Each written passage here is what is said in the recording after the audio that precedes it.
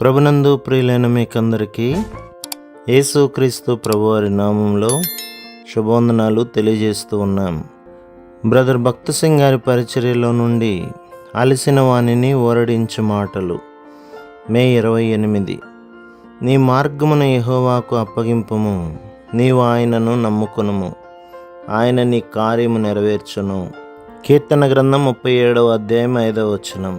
తిరిగి జన్మించని వారికి ఎంత బైబిల్ జ్ఞానం ఉన్నప్పటికీ వారు దేవుని వాక్యములోని మర్మములను గ్రహించలేరు. మన పాపములు క్షమించబడి మనము తిరిగి జన్మించిన క్షణముననే మనము దైవిక స్వభావములో పాలివారమగుదుము.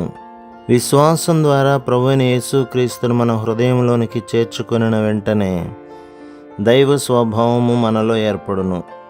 మనము ఎంత సమయం మోకాళ్ళ మీద గడుపుదమో అంతగా దైవ సన్నిధిని అనుభవించగలము.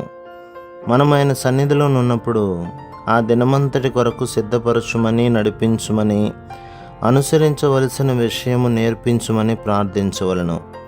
మన మార్గములను ప్రభువుకు అప్పగించుకొని ఆత్మీయముగానైనను భౌతికముగానైనను అక్కరలోనున్న వారి అక్కరలు తీర్చబడినట్లు వారి యొద్దకు మనలను నడిపించుమని అడగవలను.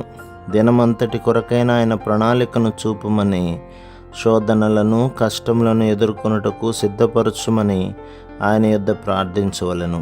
ఉదాహరణకు, ఇంటర్వ్యూకి వెళ్ళినప్పుడు కానీ, కోపిష్ఠైన వ్యక్తిని ఎదుర్కొనవలసి వచ్చినప్పుడు కానీ మనము వారికి ఎదురు తిరగకుండా, విమర్శించకుండా, వ్యాఖ్యానం చేయకుండా సహించుటకు అధికమైన కృపను అనుగ్రహించమని దేవుని ప్రార్థించవలెను.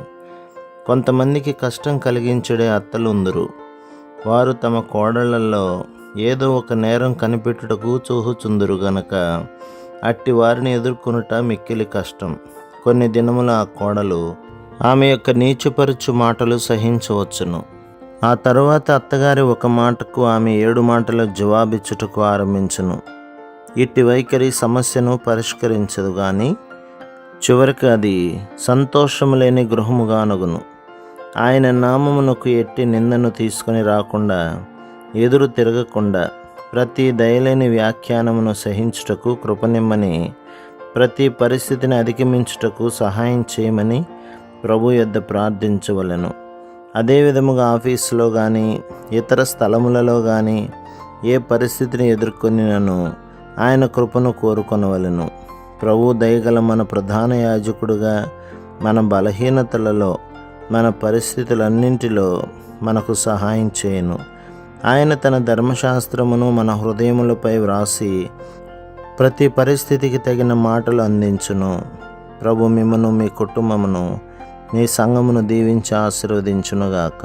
ఆమేన్.